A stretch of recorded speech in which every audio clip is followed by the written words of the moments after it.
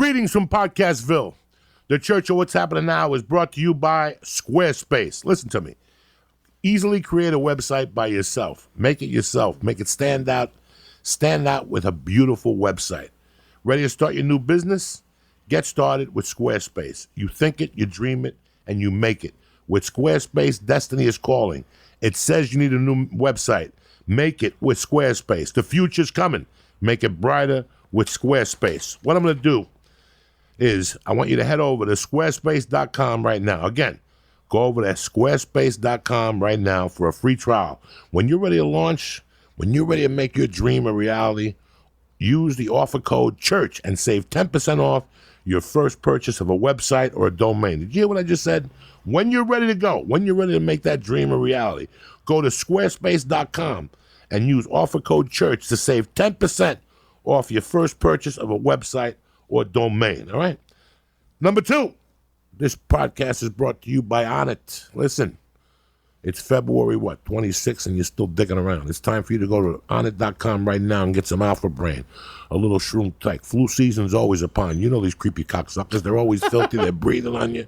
You need some Shroom Tech Immune, some Shroom Tech Sport. They got the best protein in the business. But listen, who the fuck am I? Go to Onnit.com right now. You see something you like on the way out, go to the box and press in. Church. Bam! And get 10% off delivered right to the fucking casa, okay? Take this fucking muley. Pick up the pieces and go home. Who can do that shit? Go the fuck home. What's up, Jessimae Peluso? How you doing? You know, man. You're fucking so Monday cute. afternoon. I'm trying to fucking keep it together. Please, on the verge of a breakdown, and you're adorable. What are you gonna do? You know, I practice during the week. I show up here with this Gunga Win. I'm on the verge of Gunga win. This is Gunga Dinweed. This is what Gunga did. He defeated the fucking pilots and pirates and shit. You know, but he don't want to train during the week. He wants to smoke those store joints and tell me I'm getting high. Yeah, no, you're not. Then he goes on Twitch and he embarrasses the family. Twitch? Yeah, he's twitching. What are you doing on Twitch, Lee? Nothing. I play video games and I smoke good. We smoke the George's Friends weed. It's good weed. No, it's but not. No, it's dude, you not. can't It's not what smoke we're smoking 28% weed all the time. I'm This is- sorry. It's a lot. It is a lot. It's a lot. Joey can. The rest of the world can't. No, I know he can. He's a superhero of weed. I give it up to him. But what am I supposed? I can't be like this all the time. You got to build it up. No, you don't. You look like the personification of being high. Right. Like your whole face looks like my nightmare. Thank you. And I don't so mean much. like that as what your face is. I just mean like I know how you're feeling on the inside. No, I'm acting like 2 little bunks. 2 little half a fag ones too. No, first of all, I took way more than 2. 8-year-old. I took at least 4. I get an 8-year-old to come in here and do a bigger bong hit. No, you couldn't. When I was 10, Sabatino did bigger bong hits and shit. A bong hit. I never said I could take big bong Bag hits. of bong. These little, I know girls who come in here and take bigger bong hits. I never claimed to have good bong hit skills. He gives Bong? I don't have really good bong 7 hit fucking skills years. either. 7 years doing bongs. That doesn't change my lungs. Bongs. You have to work. Bongs. You got to work on the bong hits. No, you don't. If not, you got nothing. You show up to a You got party, nothing. somebody whips out a bong, you're dead I take at a normal party. bong Oh man, hit. shoot. Let me tell you something. People always talk about yeah. roofie pills. And let me tell you something. I've seen women pass out. Off the bong hits? You give them 2 drinks, let the alcohol simmer in them a little bit. Are you giving then are you you give 'em a giving bong a hit. holistic roofie? Listen, this is a recipe. holistic Recipe? roofie. What the fuck? You let a girl get high first, and then you hit her with the bong of death with 28%. It's over. They don't feel nothing. You got about 45. You got about a 45-minute window to give them a stab, and then they start puking. You know what I'm saying? So you got to carry out Give by the them legs. the You got to put them. you got 2 minutes to You got toss to put them in them. the hallway with a bucket because Toss if 'em not, they're Cosby. going down. There was a chick that, and how I know this, like, Oh god. I don't want you people to think, I'm a fucking animal here, but That you are an animal. when I lived on Gardner Street with Gatman and Ralphie May and all the people in that building, there was a girl that did eyebrows and all that shit. Yeah. Not the best looking girl in the world, but very sweet. And she would come over to our friend's house, and we would like do it to her every Friday and Saturday. Shut up. She would do it. Like a group thing? Like if you're not, Were you and Ralphie May on a train? Me, Ralphie, Gavin, all of us would sit around on Fridays and watch a movie before we go out to the comedy store or whatever. Yeah. And this girl would always come downstairs and say, "Can I get high with you guys?" And it was like the same thing every fucking week for like 6 weeks until somebody said, "No, no more." She would have wine, red wine. And Drink get high? 2 glasses of red wine and then do a bong hit. Oh, and no. then fucking Catatonic. And she was the type of broad that if she was a 9, somebody would probably give her a stabbing. But she was like a 3.5. So it was like, Was what it are we gonna really do a with her? 3? Yeah, like people were like, what are we gonna do with her? She was a little chunky, and they used to just pick her up and put her in the hallway. She lived upstairs. It was crazy. These guys, That poor girl. this poor girl, and every Friday, and she was very sweet. She'd do your eyebrows for free and shit. Did you get your eyebrows done? No, she would trim them. You know, Oh, that's nice. Look at this bush. Look at this Yeah, eyebrow. those things are intense. This is a fucking nightmare. Yeah, it keeps your And face ever warm. since I've been fucking 50, like, They grow out. I'm losing the hair over here. So what I'm gonna do is let my eyebrow hair grow out, and I'm gonna cover it all Yeah, up. cover all that shit I'm gonna up. make a new hairdo. People You gonna- should. I'm gonna go down the hero. The brow back. It's gonna be called like the brow back Danish. Yeah. What do they call the other hairdo? What they call, The like, comb over. You're gonna do a Comb comb over. over with your I'm doing a eyebrows. brow comb back. over with my eyebrows. Yeah. There's times my wife cuts them before I leave. Yeah. I'll sit in the toilet with lights and cameras and fucking flashlights. She'll trim them, and then you go to a hotel. You check in. You go to the bathroom to pee, and what do you see when you wash your face? That one The tentacle. one brow. The one tentacle, one and that it's got gray. away. And it's fucking an inch long, and now I gotta get a scissor and cut it. And I call my wife, and I call her every name in the book. You missed Long distance. you missed one. Oh yeah, I got hair nose. She'll fucking shave my nose, and 2 days later there's another afro in my nose. Something happens. You get older. Like you just It get don't so stop. much hair. It don't stop. And when I was doing coke, I had no hair in my nose.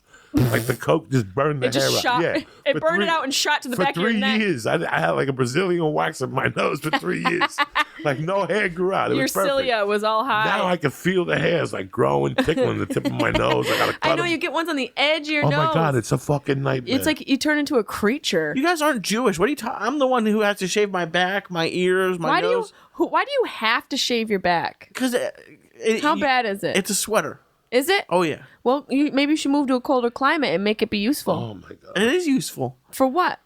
Cleaning off the dirt off the bottom of shoes? Didn't you just recently shave it? Oh, I have 2 man groomers. You have two manscapers? In case one of them breaks. Yeah.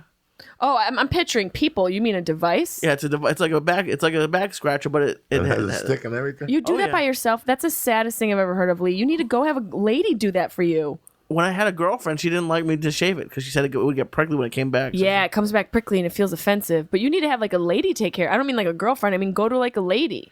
and have it like waxed. or I just something? can't picture you like you're shaving your back yourself. What are you doing? Oh yeah. What am I? How am I?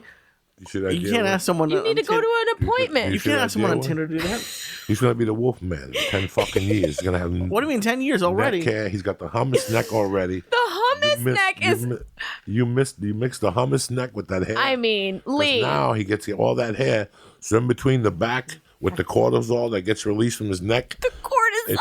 It smells like a fucking pussy right in between his neck there.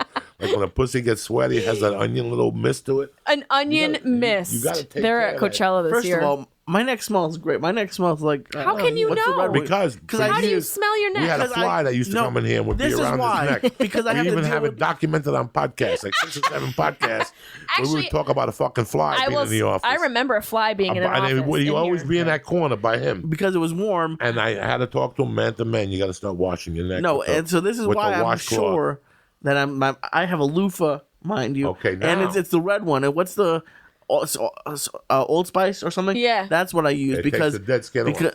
because I'm just sure I need to be sure. Takes off that hummus neck That hummus smell. neck. I know I don't have hummus. Hummus neck. comes out of your neck. Listen, That's science. I went to Vegas. That's science. I went to Vegas, and I went to. I want to thank the people who came out to the Vegas show, and also the people who came out to the Tucson show at the Fox Theater. You guys were fucking phenomenal audiences. I went to those places, and then Sunday I was too tired to work out because it was 3 planes in one day. You're looking fabulous, So by the I way. basically took 3 days off. So today I went to kickboxing this morning. And I smelled that shirt. It smelled like turkey. Did you have on salt. Lee's shirt? Or was No, he no, I with had you? my shirt, Yeah, my own shirt, Yeah, the you know sweat. how you smelled. When I took the shirt off in Yep. the bathroom to put the other shirt before I left the gym, because you don't want to put that shit No, in your you can't. car. I like your that style. Malukia smell. Yep. I fucking smelled that shirt later on. I remember smelling odors Yeah. around me today. It smelled like turkey and fucking salt Yeah. and pills and, And God cheeses. knows what. I didn't Yeah. eat no edibles and nothing. I didn't do nothing like that. I didn't do nothing.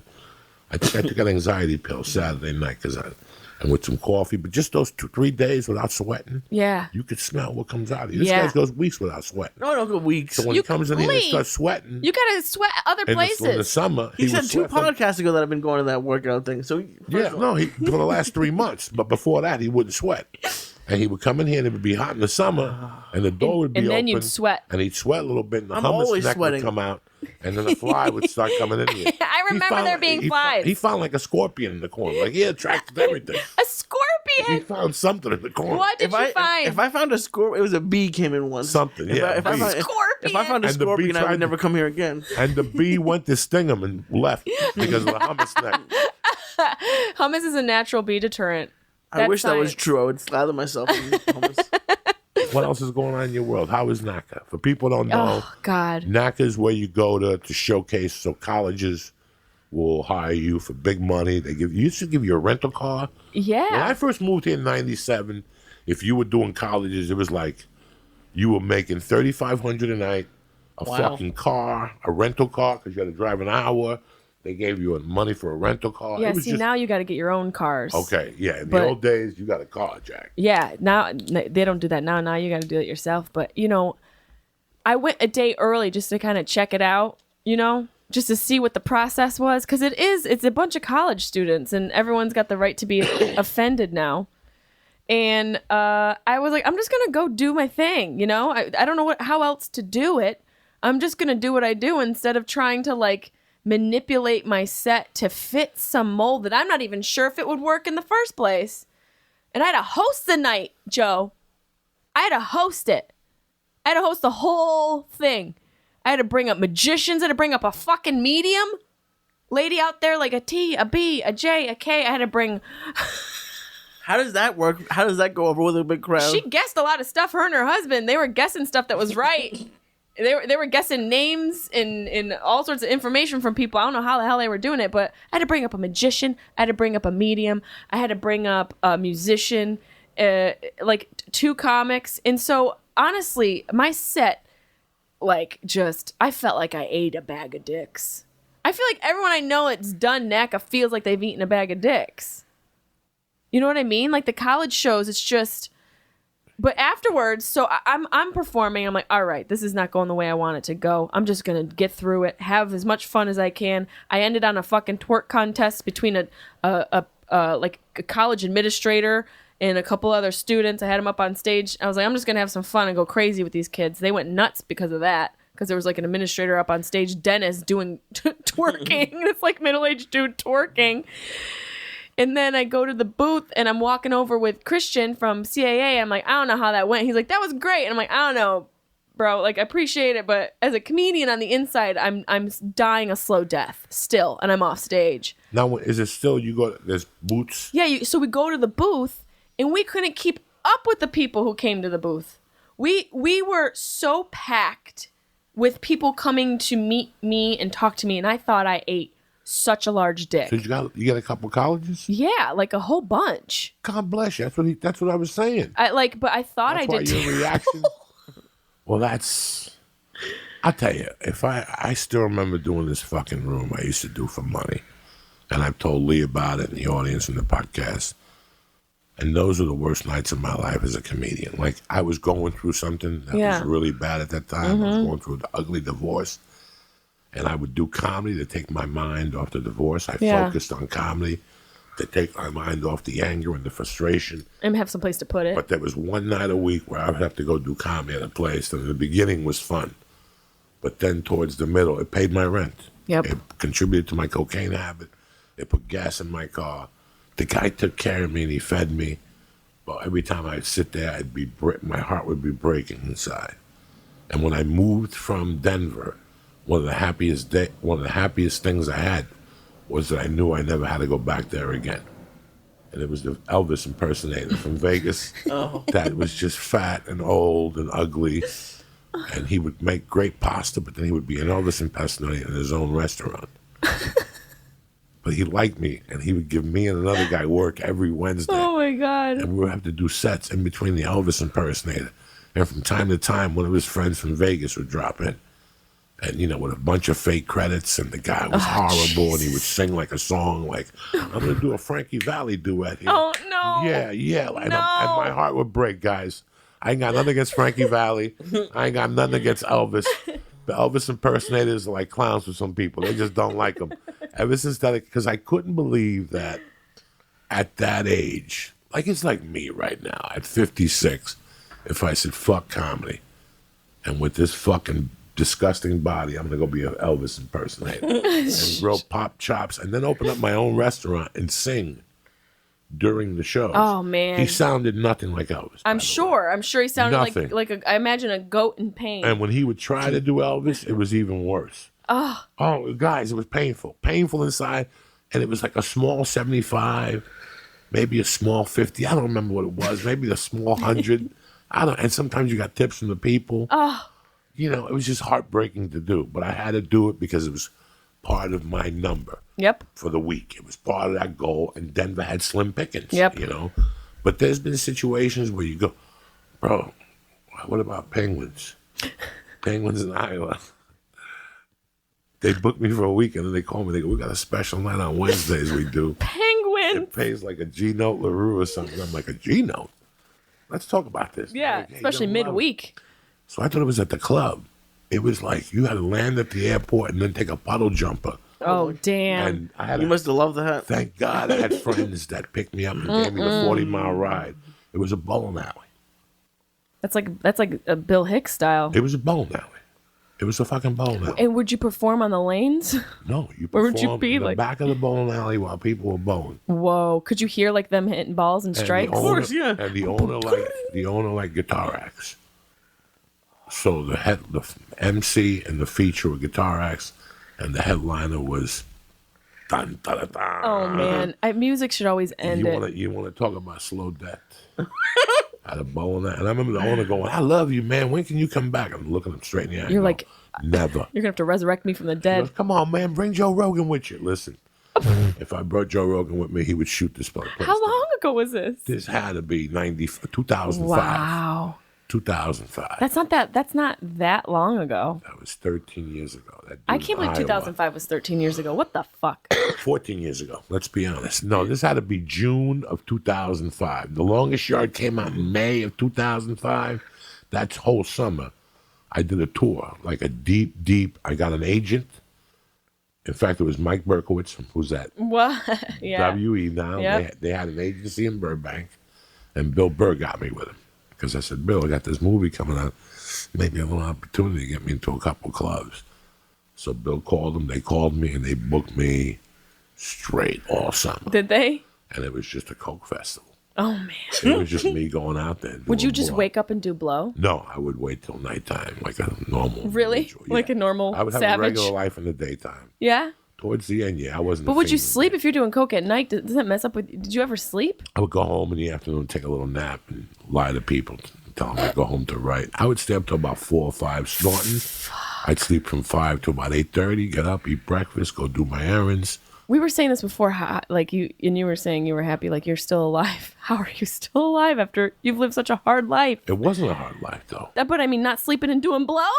You'd sleep 3-4 hours. That's not That's not enough, Joe. Sleep 3-4, and then you catch 2 in the afternoon. You're 30 years old. You're bro. built like an iron. When you're 30 like years cast old. iron. When I started napping in 1995. That's when I was introduced to the nap. I was already 32 fucking years old. I dated a stripper that worked till 5 in the morning. So if she wanted to stab it in the afternoon, I had to take a nap with her. So she made me Started nap. napping in 95. Yeah, my mom didn't let me nap. We came from Cuba. My dad died, so she was on the run. There was no sleeping for me. That is I so stopped funny. napping when I was 3. You smell that fart yet, Lee? It's, Who farted? it's tremendous. Oh my god. him. Don't look at me. It's him. It's your neck. Then he takes his face out and pops his breath right into it. I can't smell It's nothing. tremendous. So that was, you had a good experience then. Yeah. Fuck, before the show, you're like, I don't know. So how many cards did you think you got? I don't know. I mean, we got like probably about 45 emails. Thank God. God bless you, Jessica. But who knows how that's going to turn out because it's still another process. But it was definitely a learning process. And I'd messaged one of my comedian friends, Jamie Lee, who was in the NACA episode of Crashing, Pete Holmes' show. Yes. And I watched that the night before just to see what their take of it was. And it was, I texted Jamie, I'm like, yep, I'm at NACA and I'm going through the episode right now. Isn't and I'm that the one where she experiencing. yells at him? 'Cause Yeah. She wanted to do what she wanted to do. Yeah, and she does she does Yeah, rape jokes. I told her yeah, not to do yeah, rape yeah, jokes, yeah. and Is she really a comic? yeah, Jamie Lee, yeah. Her character name in that episode is Allie, but yeah, I mean her character in that show is Allie. She's really good in the show. She's so natural. Beautiful. She's beautiful too. She's so. I just saw her the other day. I'm like, your acting is so. It's so hard to give motherfuckers compliments.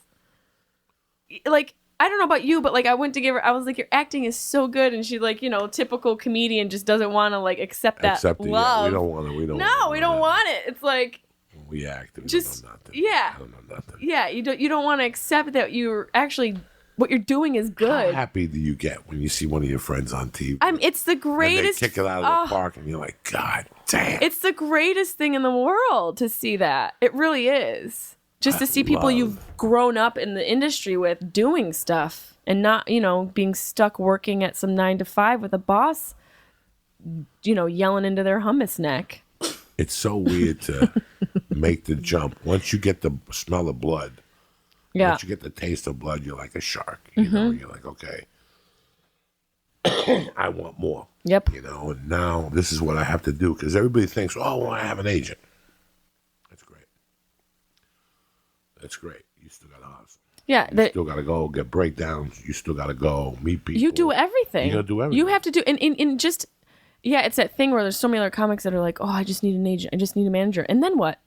You think anything changes when nothing changes.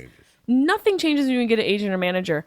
You have to be the one. You have to be the one that's hungry and hustling and emailing and delegating and saying, I want to do this, make this happen. This is my next thing. Put me in the room with this person. Like that's why, so many of us go nuts because it's like, it's so much to consider, but you have to be the core of the hustle. From 2000, maybe 99 to 2003, Jimmy Schubert would get breakdowns. Yeah. And then he would email them to me. And then I would email them to Josh Wolf.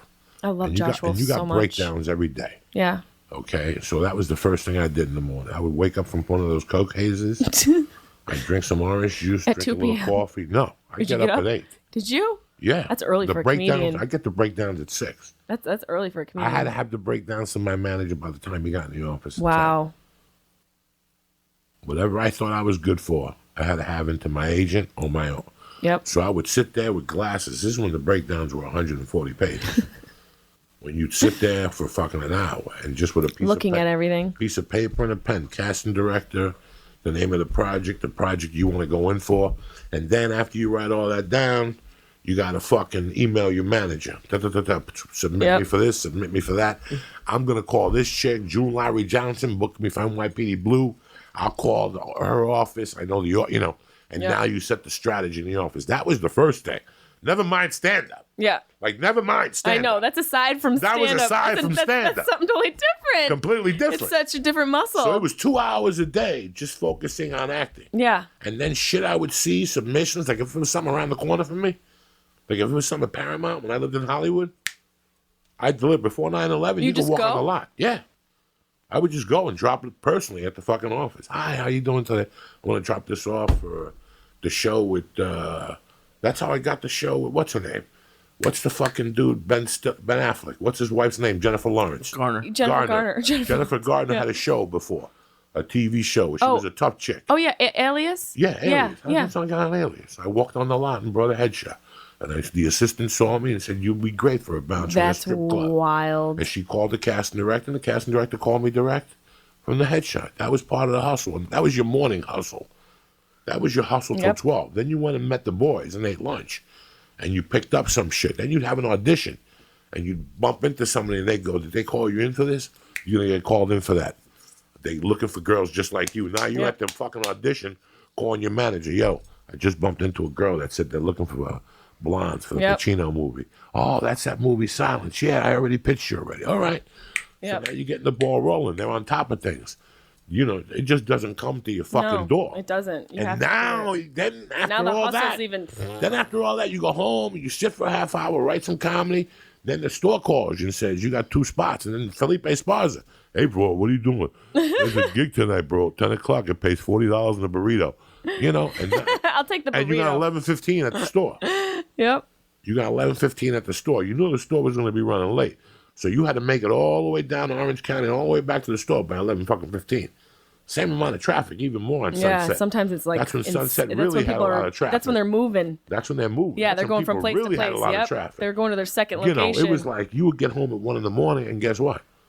At 7 o'clock, your phone would start ringing. Yeah. Joey, grab a pen. Tomorrow, 11:15, Sunshine Studios. You're auditioning for the part of Luke. The sides are on. Da da da da da. Yep. So you had to go on a website, pay for the 3 pages, $1 You a had to sheet. pay for the $1 a sheet. That's wild. And then 10 cents to print. Email it to. Oh no! It never ended. It never ended. I still remember getting sides sent to the store. I just send them to the store because I'll pick them up tonight. Yep. It's my easiest bet. It's a best bet. I'm already out. Yep. I'm already out. It's 8:30. It's an extra stop. Not in this town. Yeah. You cannot add an extra stop. That's 4 hours round trip anywhere in this town, especially midday. But I had a lot of friends who worked NACA, and they were making money. But the thing with NACA is what happens that eventually you lose your mind. Yeah. It's 2 years of doing material to appease them. Right, and dumbing down what you want to do. Yeah. But you have a wife and a kid, so now you're blowing up inside. Now you're going on those NACA trips, and you're snorting and eating pills and doing everything you fucking can because you can't say fuck that fucking lizard on stage. Fuck that fucking lizard. Yeah, you can't say that. You got to omit that from your joke. I still am edgy, but I definitely, what happened to Nimesh? He was there. Nimesh told the story about what happened when he got pulled off the stage when he was performing at college. Remember that? What did he say exactly? The joke was somewhere along the lines of he would pass by this black gay guy where he lived. I'm probably butchering like the setup, but basically there was this black gay guy whose path he would cross regularly, and it got him thinking about, the origins of being gay and like how nobody would choose that. Especially if you're black, you wouldn't also want to be gay. The joke was how, being black is enough. Why would you also want to be a homosexual? It was basically the brunt of the joke, and that's what got him pulled off stage. I think they just boo him till he got wrong. I think someone came up and actually cut off his microphone. And he told that story at NACA. I thought that was kind of interesting that he, had so much press about that and had the balls at the NACA conference to talk about it and to tell the joke again. There was a couple comedians on the side, and this was the day, before my conference. I just was like, that's pretty baller. That's pretty badass to tell. He's like, and I'm going to tell the joke again. And he got the same reaction that he said he got before. Complete silence. But we were laughing because the way he told it and how he said it, I thought it was a very intelligent look at what's going on in society. But if you can't see beyond your own offense in front of your eyes to what the end goal of that joke is, and of course you're going to be fucking offended. You don't get it. You don't get what the fuck he's trying to say. How old are you now, Jessimae? 36. Do you remember getting offended at 18? No. I wasn't. The things. I got humbled early in life. Not a lot of stuff. A lot of shit rolls off my back. My mom always called me her California baby. I'm very laid back, and then things happen to me in my life where I don't get offended. Offense is inaction. It doesn't take anything to be offended. It's not effective in change. You know what I mean? It's just a stagnant thing. Or you're offended. Now what? Because if you're just going to be offended, shut the fuck up. But if you're going to be offended and then maybe have that drive you to do something, okay, we can have a conversation then. But if you're just going to sit on your computer and troll motherfuckers on the internet, I got something to tell you. There's nothing going on for you. I don't remember being. The only thing that's always still stuck with me, because I'm such a prude deep down inside. Are you? Yeah, very much so. Wow. I think so. Your religious background? Yeah. Yeah. I think that I had to challenge it. Yeah. Like if I was supposed to be raised how I would listen to them, I'm not supposed to like gay people because of my religious beliefs and my Cuban beliefs. Right. I didn't believe like that. Right. That wasn't mine. That's stupid. Because you were taught that. Even my mother's side was like, no, they're men. They're human beings. The other side of the Cuban machismo machine. Very cultural. Is very, no, we don't speak about it. We don't talk about it. Yep. Blah, blah, blah, blah. I chose not to even go that way. But the only thing that bothers me, you want me to tell you what really bothers me? Yeah. Condom commercials on TV. Period commercials. Yeah. Period commercials have bothered me It since I was bothered a me child. too. Since I was a child. That's the only thing that's really... What bothers you about it? Like when you say it bothers you, Especially if there's a woman in the room. what bothers you about it? Like what do you feel? Like what? I feel that... Like is it unnecessary? If I'm alone, Yeah. I switch to commercial. Right. But if there's a woman in the room and I'm not having sex with her, it makes me feel very uncomfortable.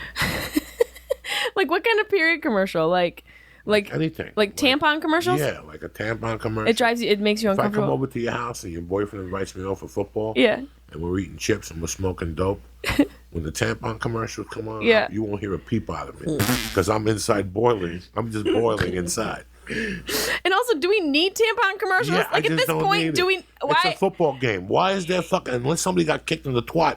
Why am Yeah, I why seeing are we? it, you know? But also, don't we like? Do we need toilet paper commercials? We got it. Don't we got it? Don't we have it by now? Like we understand what toilet paper we like. That don't and what bother me. People why do gotta we? wipe their ass. So what you don't like that it bleeds or what? I just feel I don't like that it bleeds. I don't like that I have a woman in the room and I gotta know her secrets. So yeah, you're so okay. I gotta know her secrets. Can I ask a question? Yeah. She knows that you know. I don't want her to know that I fucking know. Okay, so if when you like your wife or you're in a relationship, do you not want to know? Do you not like want her to talk about her period with you? I'm just Not asking. at all. Okay, I don't want to know nothing. and what about does it annoy you if a girl you're in a relationship with, your wife, if they fart in front of you?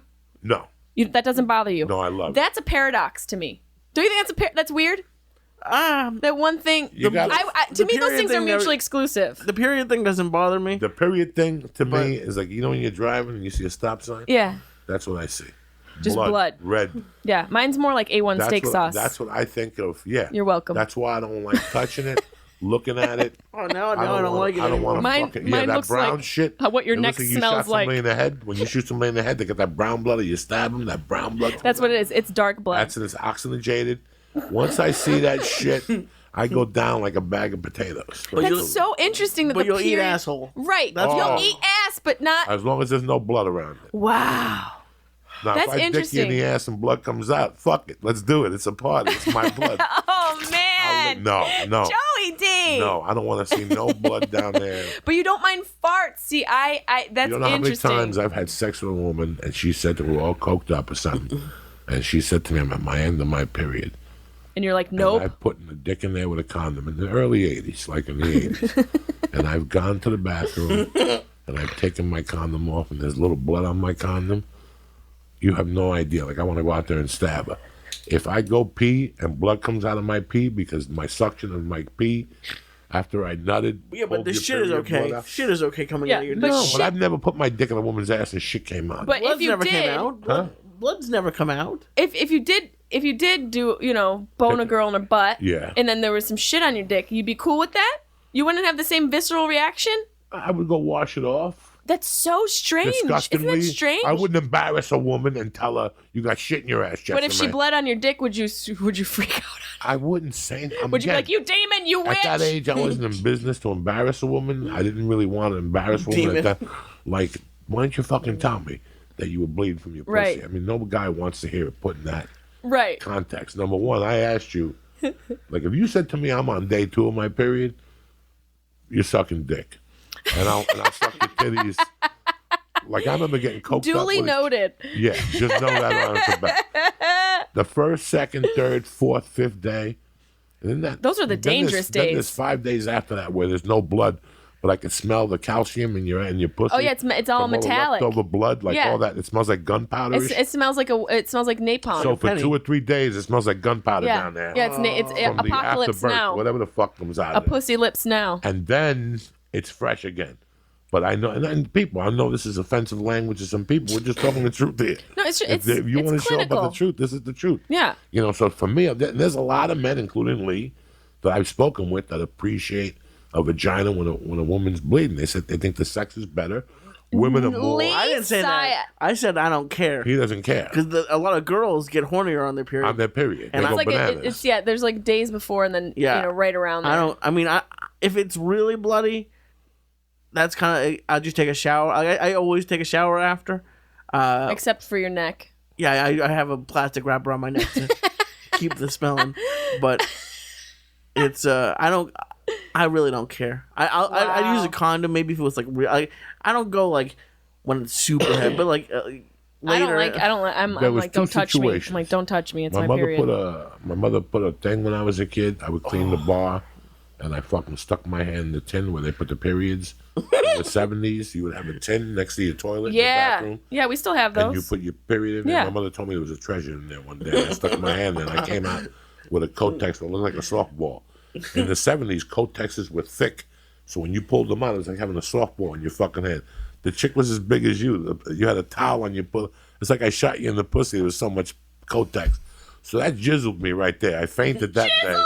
That jizzled me right there. And then... Is that a combination of chiseled and jizz? Like, it just shattered my central nervous system. It takes a lot to shatter a kid's central nervous system. That's after my father died. Like, I was okay. I was just getting better. And I put my hand in that fucking box and I pulled that period out with that Kotex. And I just sat there like, how bad is this? Because I put two and two together. Because my mother had that shock. Oh my God. Now, I did not know this till today. I did not know this. My mother had that shock that women get when you put shit in their pussy. Toxic shock syndrome. Yeah, so my mother used to use, she was so Cuban and so country that my mom had a roll of cotton in the bathroom. Wow. And she would just rip cotton off and double it up and put it in a snatch. When I was a kid, I saw more cotton. I don't even like the taste of cotton. Like, the only thing cotton I wear is white T-shirts, and I still get them on the looks from like Q-tips. I gotta wet them before I put them in my ear because I don't like the touch of cotton. The touch, the feel of cotton. I don't like the fabric the touch of his cotton. life. He doesn't like. I would have made a bad slave. Because it's I don't like touch cotton. It is a weird. I would have been shot the first day. Dog, you took me out of Africa to pick cotton. Listen, I'd rather touch dynamite. I don't like cotton. I'll build a wall. I'll do anything. I'll fucking cook Chinese food. Oh my God. I don't like the touch of cotton ever. I wet Q-tips before I put them in my ear. That's how much I hate How do you cotton. keep track of all these rules? Because you do have a lot of rules. I don't like fucking cotton. I never liked cotton whole. So now my mother dies. Why would I get so much cotton? My mother dies. What's his kryptonite? My mother dies. I'm 16. And I'm a week into mourning. My mother's probably dead 2 weeks, 10 days. And I get a call from a girl that me and her had fooled around before. No sex. A little swappy spitty, fingering her, sucking her titties. Swappy spitty, whoa. Swap and spit. Yeah. Making out in the pool, shit like that. Licking, like sucking, no fucking. No fucking. No. She wouldn't even suck. I wouldn't even ask her. Prove. At that age, I would not ask a woman to even consider sucking my dick. Because you're gentle. At 13, 14, 15, if you sucked my dick, you got cut off. Really? Like, that's how much of a Catholic prude I was. Wow. So she called me up, and she goes, how you doing? I heard about your mother. And I go, good. And she goes, you mind if are you in the mood? And I was like, yeah. Like, we hadn't been together in probably 2 years. We started when we were like 14, and we messed around for about 3 months, and then we broke up because she went to Franklin, and I went to McKinley, and I didn't really see her that much anymore. And after my mother died, she reached out and called me and said, do you want to see me tonight? And I go, yeah, it was cold as shit. My mother died November 8th, so give it 10 days after that. It was freezing on the East Coast. She lived on 44th Street, and I lived on 38th Street. I had to walk 6 blocks to 44th Street and get her. I mean, it's worth it for the pee. And then I had to walk all the way back to my house. We got upstairs. We got a couple of those fucking wine coolers. We go upstairs. Zoraida is staying with me. Zoraida don't give a fuck. She after my mother died, she would just drink all day and cook me dinner and then pass out at 8 from the pain. Wow. She would just go in my mother's bedroom and go to sleep. Is that your sister? She was my mother's best friend. Oh. So I remember walking up the stairs, bringing her in the room. We made out a little bit. I put Earth, Wind, and Fire on. I had some games back Earth, then. Wind, and Fire. You're romantic at heart, aren't you? At that age, I was still Not a now. sucker. You're just smashing. No, after a while, you're like. You seem like you have a romantic. No, I like the holding hands. I don't like the roses on the bed. I'm not the type. I don't want to take a tub with you. I ain't got that much time. I'll swap You'd be a little great spit in a with tub. you. I'll finger you, You'd be bang snuggly you, in a tub. and then we go our own way. Like those people you see in tubs for 2 hours holding on to each other. That's 2 hours me. is a lot. Yeah, that's never been me. It's a lot. I would be uncomfortable So for longer than 10. My mother dies. I'm a little horny. At the time, I had sex, but not really. And here was my opportunity. This girl was putting on a silver platter. Yeah. And we started swapping a little spit. I threw her on my bed. I took her shoes off. I took each leg off her pants. And there were her panties. I got on top of her. We dry humped a little bit. And then I pulled back. And I'm about to take my pants off. And she goes, you gonna take my panties off or what?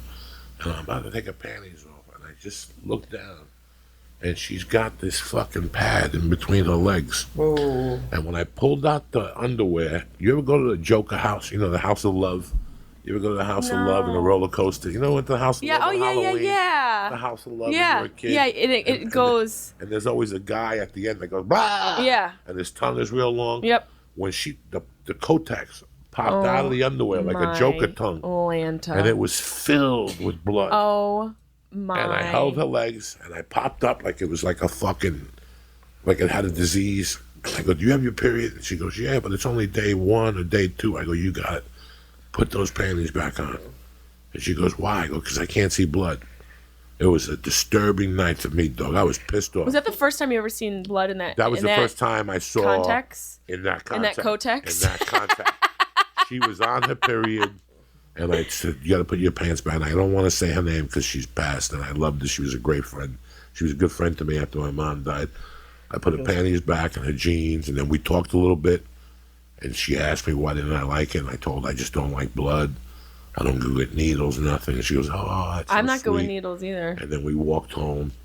And on the way home, I was pissed off because my dick was blue. Yeah, your balls are blue. Yeah, my balls were blue. Your dick was mad at you. I still remember that. That's weird. That That we're is talking strange. about Zoraida. That I still remember one night I came home and I was balls tripping on acid. When I tell you, How far after your mother's death was this? this was 2 weeks after my mom died. Okay. Like about 10 days after my mom died, I started experimenting with the acid. It was working. It was the one thing that made me face it. It made you face it. How? It made me With face it through the trip. through the trip, and then immediately Pink Floyd put a song on in the wall called Mother, and then fucking Ozzy came out with a solo album, Mother, Please Forgive Them, They Know Not What They Do. So I would put those albums on And trip out. and do the acid and trip out and just try to put what happened together. How much acid would you do in one sitting? Like back then? Back then, You're like 14, you said you were? I was 16. And was it like a... I was doing it for about a year now. The kids I hung out with would do a hit on Fridays, maybe a hit. It was mescaline in those days. It was Right. a little dot, a little acid dot, little dot. You just put it right on your tongue? You put it right under your tongue. Let and it dissolve. 45 to an hour, you're gone. And how long was that high for you? How long was that trip? 10 hours. Wow. And are there peaks and valleys in that trip? Yes. And are they high highs and low lows? High highs, low lows, where you're like, come on, Lee, let's go eat. Yeah, the acid's going away. And then we'd stop and let's smoke a joint. And you'd smoke, and as you walked into the diner and the hot air would hit you, you were back. Wow. Now you would hear the fucking eggs frying and the Wow. bacon, and you would hear every fork. Wow. And you're like, I don't think I'm hungry no more. Cancel our order. And we'd walk out of there, and then we'd walk again for another 2 miles, you know. And then we'd sit somewhere. Like, I still remember going to a cemetery and sitting in a cemetery. We would push ourselves Yeah. to each other to go get into bad situations on those trips. But I only knew one guy who really had a bad trip. His name was Joe Luch. What was a bad trip? He Like, put his arm through the fucking Board of Education window wow. when it cut his veins and his arm, and the other people he was with were tripping. And they didn't know how to react. Imagine if us are here tripping our Yeah, and balls someone off. goes I the mean, fuck off. Lee, forget about Lee Syatt out of space. I'm talking about where we just give you 2 hits of acid and we're smoking pot with a little bit of beer. And you're just, that flag is melting, her face is melting, her hair's turning different colors, these lights are turning different colors.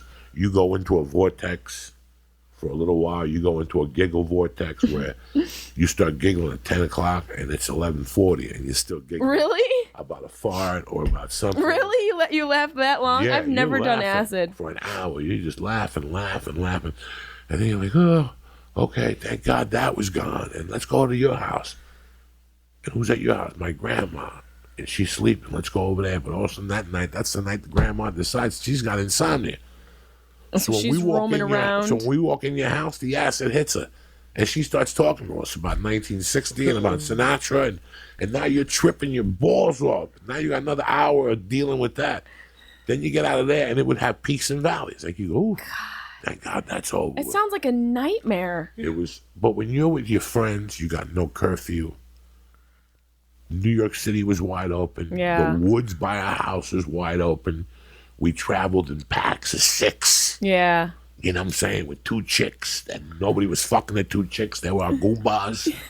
You know, and they wanted to do acid with us and go behind. Like, we'd do acid and go into the woods and look at the moon. And then, you know, we had a black friend. He was Dominican. And when We had a black friend. He was Dominican. He was Dominican, but we called him Louis the whatever. Yeah. Louis the nigga. But he was really Dominican. And we get another piece of that orange. And we get fucked up. Let me get a little piece of yeah, orange. you want And we some? yeah, that's tremendous orange. Isn't it good? It's That's a sumo. vitamin C. Enjoy yourself. This is vitamin C. Yeah, it's really good for you. You want some more, Lee? Let me tell you how hard we would Get in trip there. at that age. We would blow pot smoke into his afro and sit there. And if you blow pot smoke into an afro, about 3 minutes later, the smoke rises out by itself. And we'd be tripping our ass off. We'd be going, look at it, look at it, look at it, look at that, look at the snow, look at that. It turned into snow in all different colors. And it would always start with streaks. Like we'd be walking the street and a car would go past you. Yeah. And you just go, oh my God, because the lights on the car would stop. And is there always peaks and valleys, or is there sometimes just all peaks and sometimes all valleys? Sometimes it's a peak and it's like a fucking 2-hour peak, and then it just depends on the dosages and Where you're how at, strong I'm is that. sure. And I gotta tell you something. The last 20 years I've become a pussy. Like I didn't do it. And then we did the acid podcast with Ari. Yeah. That was light acid. It was good acid, Yeah. but it was light acid. Yeah, you're It not you're wasn't- not breaking through. You're not breaking You're through. just And at the between edge. you and I don't have it to break through. Yeah. It would break me now. At this age, it would break me. You I'm think too so? old. Yeah. I think it would go deep and bring up some skeletons that I forgot all about. You know what I'm saying? Your skeletons are showing up to your shows. Oh, my God. That was tremendous. No. First of all, it's so weird how I put it up on I put it up on Twitter today. Facebook can handle it. I put it up on my Twitter I was and like, Instagram. what? Is this real? And I'm really happy he showed up. When we hugged for about 4 minutes, and without communicating, I said could hear what he yeah. was telling me. Mm-hmm. And we're talking about the guy kidnapped in '87. He showed up to the shows this last weekend in Tucson, which the shows were great in Tucson and in Vegas. Thank you if you came out to Treasure Island. But the Fox Theater, I've been trying to get him to shows in Tempe because he lives in Tucson. Yeah. And he always tells me, I'll come. But he's got a sick mom. No. And I don't think he ever really dealt with it. Well, this weekend I was in his backyard. He couldn't get out of it. Yeah. When I got there, I'm surprised he didn't call to do dinner. So when I got to the show, I said, you know what? Now we know the truth. He doesn't want to see me. I don't blame him. Yeah. And right after the show ended, guy came up to me and says, Kent Bella's here to see you. And I was so happy. And when I first saw him, I almost was driven to tears. Mm-hmm. And then I hugged him. And we didn't have to say nothing. Isn't that Nothing had to be amazing? said. I could feel what he was telling me, and I know what I was telling him. Yep. You know, you don't have to fucking write it on Twitter or No, put it down. no. Nobody needs to see it. And it was, I said, I'm sorry for what I did. It was really douchey. And, he was like, I put myself in that position. Wow. I understand. I could feel it in his body, what he was. Yeah. Then Accountability. We talked about, what happened to us over the years, who he still spoke to. He's a really interesting guy. What is he doing now? He sells solar panels. Wow. He's a manager at a solar panel place. That's the He's got- future. He was always a great salesman. Yeah. He was just lost just like I was. And he was hanging out with a crew that you had to make a certain amount of dough. Like like a limit. He was hanging out with a crew that they're your friends and they'll cover for you, but you want to cover for yourself. Yeah. You know what I'm saying? Like, Yeah. you want to go out At with the them end from of the time to day, time and yeah. go, Joey, let me put. And they would never ever. But to be part of that crew, you had to have a BMW.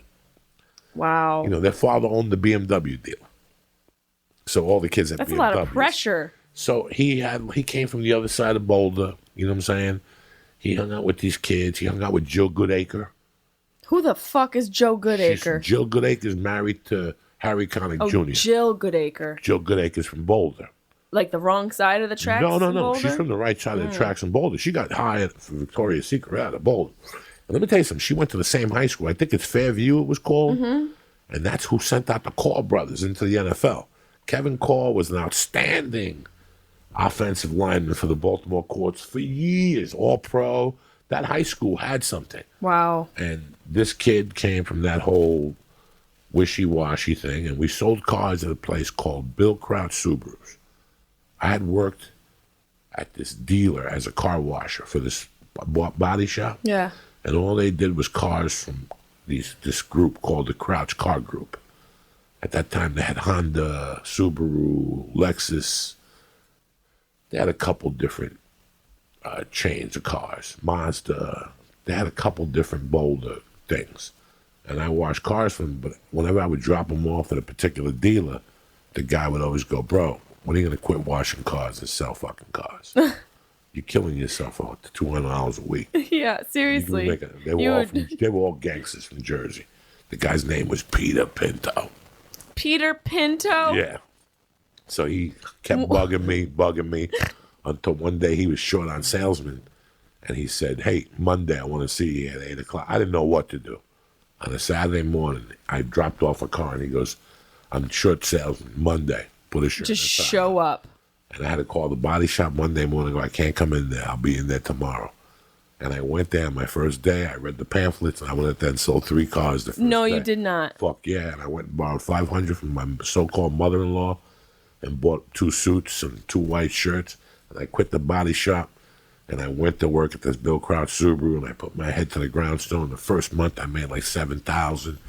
I was snorting coke. Can you I was imagine? going to Coco's. I was eating fucking tremendous. I bought more suits. In the second month, I went in there and sold like 16 fucking cars and got like $4,000 in cash bonuses. Then I went in the third month and sold another 16 cars. I made another like $10,000. In the fourth month, guess what happened? You sold more cars. I got smart. You started stealing. No, I got stupid. I got too smart. When you want to be a good salesman, you don't know that. Shut your mouth. I don't know. How much for the car? I don't know. I got to ask my manager. I don't know. What's the weight? I don't know. You're selling. Then when you get cocky, you think you know everything, and you go away from the game plan. Oh, yeah. So the fourth month, I fell on my face, and I couldn't handle the rejection. So I quit like a pussy. But that guy, Kent Vella, worked over there with a dude named Carlos Valverde, a string of fucking killer salesmen. They were killers, bro. They would manipulate your mind so you couldn't sell cars. Really? Oh, yeah. That's the number one Like, so thing. that they would sell more? Yeah. So Sharks. If you're a good salesman, they'll come up to you. Let's fuck with Lee today. Go, Jessimae. What's that? I don't know about working at this place anymore. Yeah, Lee. no. This place sucks. You doing okay, And Lee? it's called pissing on your leg. So we piss on your leg, and then Jessimae leaves, and I come over and piss on your leg for a little while. And it's called cracking you. Talking about sad things. A puppy got hit by a car today. Jesus. And sometimes it backfires on you because then you get sad. But if you know how to, it's called pissing on somebody's leg. And you piss on their leg until you get them out of the game. So that's one less guy I got to worry about. Jesus. So That's terrible. So it's you and me against the world. He's at home grieving about some fucking About the dog, handicap. the dead dog. Yeah, but the guy who got hit with a wheelchair, they hit him with a ukulele 15 times. It's hysterical. So we get him out of the game. These guys were professional torture chambers. They have anything to get your mind out of the game so they could sell. They come up to you, like if they saw a guy on the lot, they come up to you and go, the manager wants to see you. And then you go in and see the manager, what's up? And then they'd bite. He don't want to see you. And he went and got the up. That's why you had to stand your ground. You learn a lot by selling cars.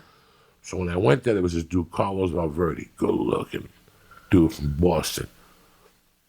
I didn't know he was on heroin. The whole time? Yeah, he was on heroin. Is that how he would sell? He would sell on heroin. And at Damn. lunchtime, he always disappeared. And then one day the cops came and told us they arrested him for bank robbery.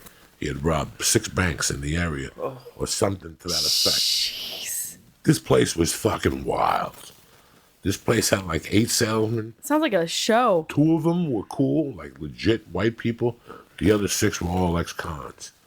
I feel like ex-cons would be the California, best from all salesman. over. So I quit there because my ego couldn't take it, and I went to Chrysler Plymouth, and I met a Jew named Art Pressler. That was a badass fucking Jew, and he knew how to sell. But he sold coke too. While he was selling cars? Oh yeah. So there was Would it be in the 4 guys. trunk? No, he would just sell it from his desk. Wow. There'd be 4 salesmen there, and I learned how to fucking. That's where I learned how to piss on people's legs. The top salesman, he had his favorite pen. It was a Red Cross pen. So when he saw an up, he would run out there and talk to the up, and right when he went to sell the car, he'd bring him in. I'd steal the red pen. And fuck up his whole day. And then he'd be looking, where's my lucky red pen? Where's my lucky red pen? Fuck, where's my lucky? He'd be looking on the cars. It would break him? It would break him. He'd have to go home. A pen? It would take him out of his game. So, I mean, if a pen's taking you out of the game, were you ever in the game? Oh my God. And then again, he would get an up. I'd steal his pen. This went on. I worked there for maybe 5 months. And you put it back? Would you just put it back? No, Like, I stole them. I got them for about 30, maybe 31 pens. wow. When I put them all on a rubber band, and they had those inverted ceilings. Yeah. And I put them in the ceiling. And the day I quit, I gave him all the pens back. And he was like, you motherfucker. I've been looking all over for these. I had that dealership. It was called Hollister Chrysler Plymouth. Let me tell you how much of a slime ball that was. I had the keys to the soda machine. If things were bad, I'd just rob the soda machine. All the quarters. How the hell did you get the keys? It was in the fucking secretary's desk, so I stole it and made duplicates. How do you get a key? Oh, What do you fucking think you're dealing with? Joey Bananas? I told you, I would eat people alive for lunch in those days.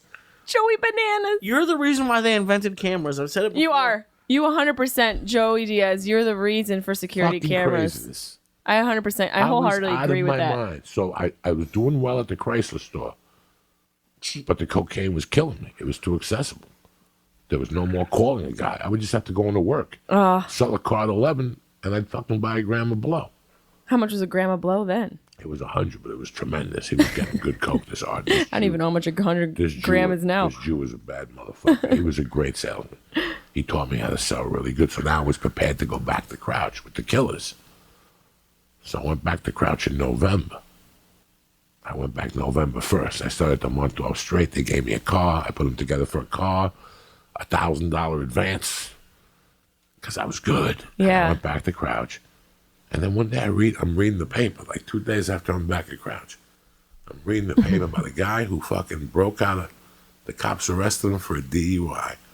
And while he was in police custody at the hospital, he broke into the pharmacy, stole several bags of pills and other unnamed drugs, and he jumped out the window, and the cops caught him or something like that.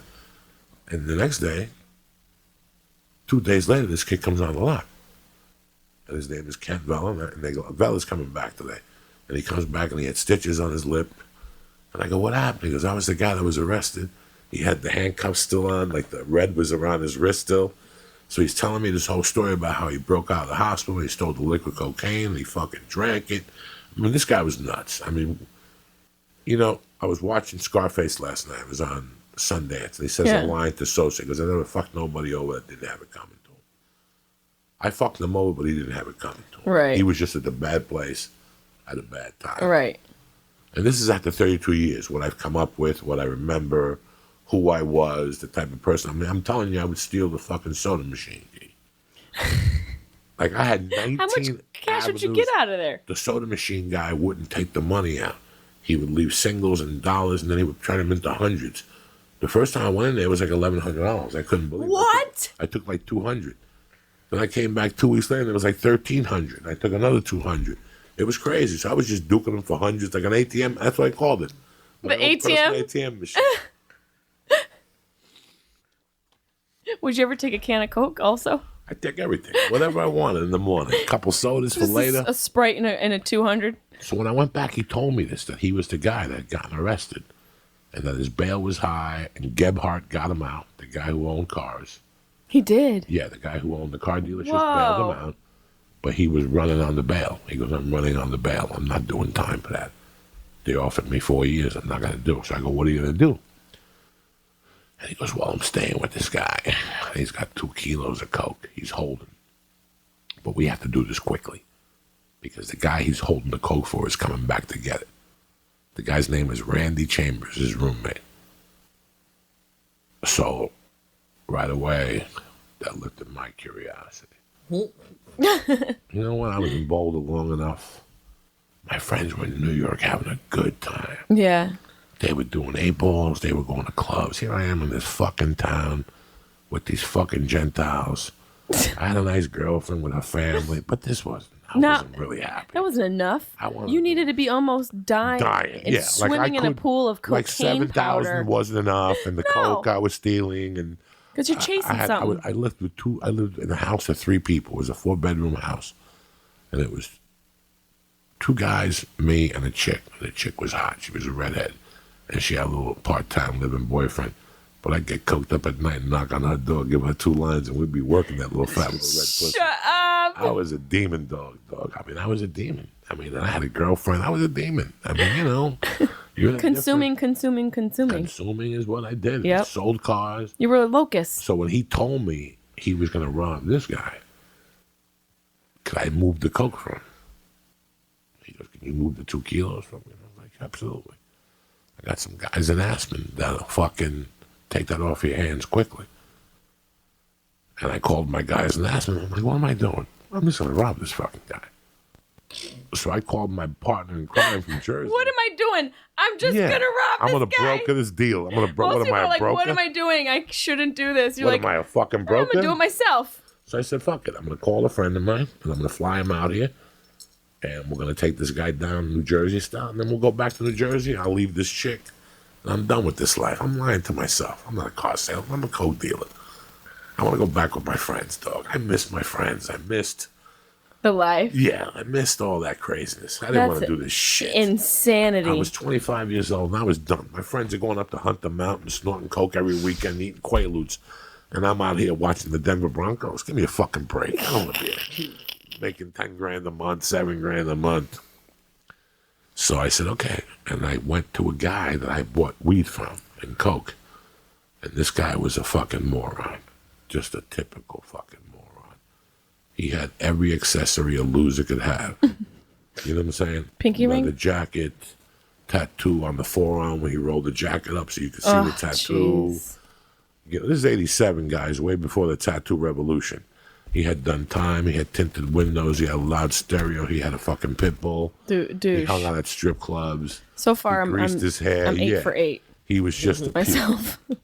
But I bought drugs from him, so I went up to him. He said he ran with some bikers. I know some biker dudes. So I said, okay, I want to rob this dude. And he's like, okay, I'm in, blah, blah, blah, blah.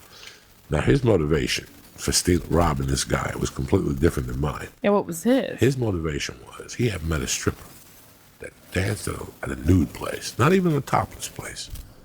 A nude place. It was BYOB. The chick was tremendous. I saw her a couple times with her. She left her husband. And she was sleeping in his house now. Oh, man. He gave her his bed, and he slept on the couch. And he professed his love to her, but she told him she loved him also. Bullshit. But she was a Catholic. What? And for her to sleep with him. A stripper and then a Catholic? For her to sleep with him, she would have to get a divorce. She didn't feel comfortable. It was against her religious beliefs. I mean, 6 hours ago, she had a snail trail going down a pole. How much is your divorce? It was $10,000. And he needed the $10,000. He was going to rob this guy with me to give this girl the money. Pussy's so powerful. So she could get a divorce and fuck him. Pussy is so powerful. She slept on his couch for 6 weeks. She slept on his couch. Because she was While Christian? she lived in the bedroom. Getting her life together, bringing other guys over there. You know, like just, the guy was a fucking idiot. So I take him, I set him up. His mother owned a lot of real estate in Boulder. She was like a rental. And he said he had an open house. He goes, why don't you bring him over there and we'll rob him over there. So my plan was to to be real easy. My plan was to bring him over there, show him some cash, make him go back, get the coke. And when he came back, we just handcuffed him and put him on a bus. We gave him like $2,000 and said, get on a fucking bus. It's over for you. Don't come back or we'll shoot you. That was the original plan. I mean, that even sounds risky. That plan sounds risky too. Oh, it was horrible. So, and I was the setup guy. I'm the setup guy. I mean, aren't you nervous thinking about all that, like leading up to that moment? I'm shitting my pants just listening to the story. Listen, I didn't make it all this way because I didn't have balls of steel. I was know. Stupid, and I had balls of fucking steel. But you can have balls of steel and also be apprehensive about that sort of At scenario. this point in my life, there was no apprehension. You weren't even thinking. I was 25, and I was chasing a lifestyle that didn't exist. Yep. I thought that this lifestyle would include me in that club. Right. And that all that money was going to do was ruin me. Right. Which it did. That's all that money at that age would do. And so you plan to meet this guy at the I house. planned to meet this guy at 1:45 on November 18th, to 1 o'clock at his house, and then drive him to the other guy's house, my partner in the kidnapping, tell him everything was kosher, and then do what I said. Drive him back, bring him back, do the exchange, tell him it was a ripoff. I'm getting ripped off also. Put some money in his pocket, my pocket, drop me off on a corner, kick me out of the car, punch me in the mouth, make it look good. Make it look good. And then get rid of this guy in a fucking bus. That was the deal. No. I go to pick up the guy. I go upstairs. Right away when I get upstairs, he takes me into the room. You want a line? Yeah. He gives me a line of the coke. And right when he opens the drawer, it's a grinder. And it's $2,000. And in the grinder was rocks. Because in those days, the grinder to grind up coke had a compartment that you could take the top off and put a lid on it, and you could hold a fucking half ounce in there. Right. So when he opened the grinder, there was fucking a half ounce in there. I saw it with my eyes. He took a rock out, we grinded it, we each did a line, and I could see I go, how much cash is there? He goes, 2,000. He goes, I'm going to take that too. So he already had it planned. So I go, all right, let's go. Let's go over, take a sample from the roof. He took a rock out, and he was going to bring it to my guy. My guy whips out a fucking machine gun. And he's like, Joey, tie him up. And I'm like, this wasn't the plan, you dumb motherfucker. This wasn't the plan, you stupid fuck. So now I had to turn Joey on. So now I'm sitting here with the guy. He goes, I'll leave him with you, and I'll go over there and see what's over there. I grabbed Bella, and Bella didn't tell him where the kilos were. And neither did I. I go, it's over there somewhere. But there's money in the drawer and there's coke in the fucking grinder. I didn't tell him how much. I wanted him to tell me. Right. So when he walked in the door, he said, I didn't find any coke. There was just a gram in the grinder. And there was only $300 cash. So I go, really? And he goes, yeah. And he started smacking Bella, whatever. Tell us where the coke is. And Bella goes, I don't know. And I said, you know what? Fuck this shit. Right there is when I realized that dude was robbing me. Yeah. So I go, you know what? Fuck this. This is your mother's house. You figure out what to do with him. And he goes, you better not leave me here. I'm going to shoot you. And I remember walking towards the door, and I turned around. I go, you don't have the fucking balls to shoot me. And I went out to my car, and I had a gun in the trunk. I had an old 9mm, beautiful one that I paid like $600 for in Aspen. And for a split second, I'm like, I'm going to shoot both these motherfuckers. Because I know what time it is. Jesus. I'm going to go to jail. Right now, I knew I was going to jail. Right at that moment, I knew there was no coming back. I was already in deep. I looked at the clip. I cocked it. And it was like God just stepped in and said, don't. Just get in your car. And also my mind raced. I go, let me go get the coke. I'll come back for these dumb fucks. I went. I threw the fucking gun in the trunk. And I went over there. You went back in? I went back to the guy's apartment. Oh, And the doorman to the God. apartment building had just saw me with Vela coming out. And then Tidwell went over there with his keys. I didn't take the keys from Tidwell. Tidwell thought I was leaving. So I basically went over there. The doorman opened the door for me. I walked to the elevator. I pressed the button. I walked to the floor. And when I made that turn around the elevator, I knew what apartment I was going to. And I just kicked the fucking door down. Bah-bah! The door went flying off the fucking hinges. With no gun. No gun. Just your dick gun. No, I had my gun in I put my You gun did? in my waist, yeah. I knew the guy wasn't there. He worked as a service guy at some car dealership. Yeah. But my gorilla foot kicked that door and the whole fucking floor hurt it. And I went in and they had like one of those ceilings that holds up those tiles that you could push up and hide shit in the tiles. Yeah. Old school. Yep. I jumped up like a gorilla. And because I knew it was under one of those tiles. I just didn't have time to look under each one and get a chair. You know what I'm saying? I just kicked at the fucking door. It's hanging from the fucking hinges. I mean, I kicked the molding and everything out. Like, I just gorilla kicked that fucking door. That's what adrenaline's called. That's what it's called when somebody's in a pinch. I just gorilla kicked that door.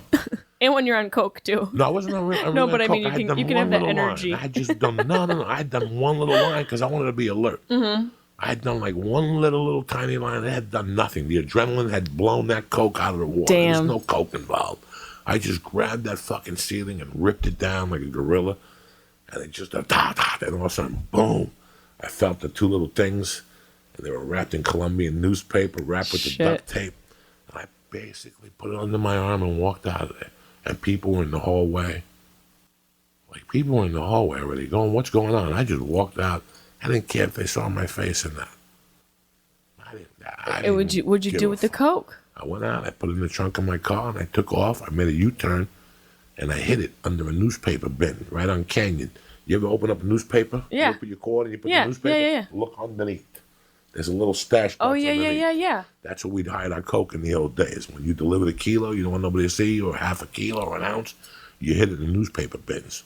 So when you open up a newspaper That's why bin my from dad now, always went there. when you open up a newspaper bin from now on, don't look at the newspapers. Look at the bin underneath. There's a retirement plan under there. A lot of people didn't know. In the 70s, they'd leave the quarters in there for the week.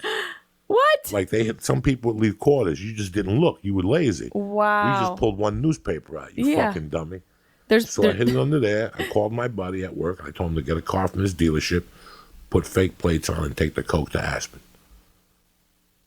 I said, take a chunk out and drop it off by the house. What do you mean by a chunk? I don't know. Break a fucking piece off the kilo and put it in a bag and drop it off for me. And then he dropped it off. And then he went up to Aspen, and I sat there thinking what I was going to tell the cops. Now, what was my next move? I had cash coming back from the kilos. So I was good. I just had to stake it out for 2 or 3 days, and I'd have money. So I knew the cops would be looking for me, when, who, maybe the guy was going to look for me who owned the coke. Right. I knew somebody was coming to my house. So I said, why worry about it? Let me get this coke, go across the street to the bar and have a couple cocktails. And I went over to the bar, had a couple cocktails, and I went back to the house and drank, and I got so coked up I passed out. And I woke up on the couch to blazing Brent Hazen knocking on the fucking door, going, Joey, open the fucking door. The cops are looking for you. You like, get that 10 minutes. And I opened the door. I go, what's going on? He goes, fucking, they got this dealership surrounded.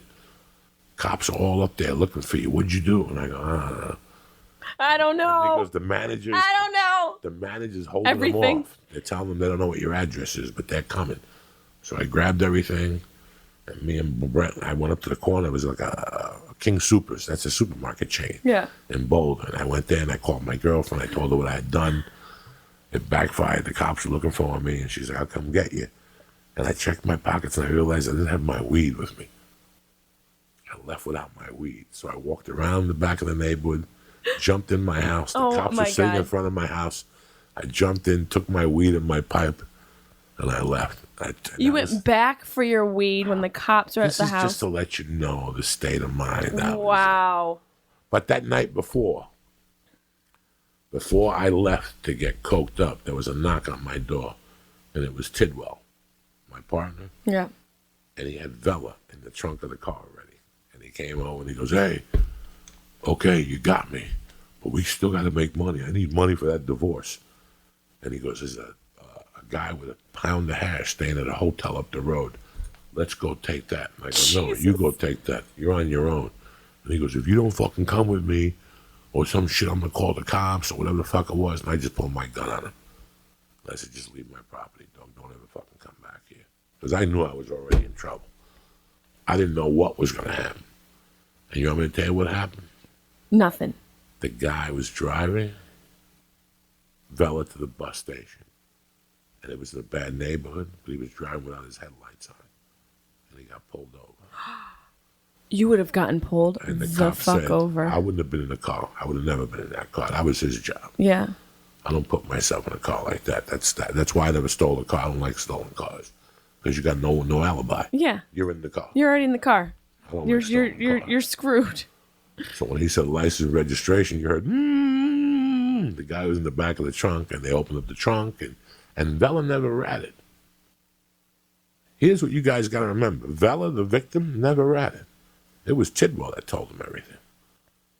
So just remember that. That's how. And then I got sentenced and the whole thing, and then I came out and I. How long? What was your sentence? 6 years, 0 to 6. No, you had to work. With a reconsideration note. After 120 days, I could send in a reconsideration note and reconsider my sentence. And did they? Yes, to 4 years Department of Community Corrections. Was that the first time you served time?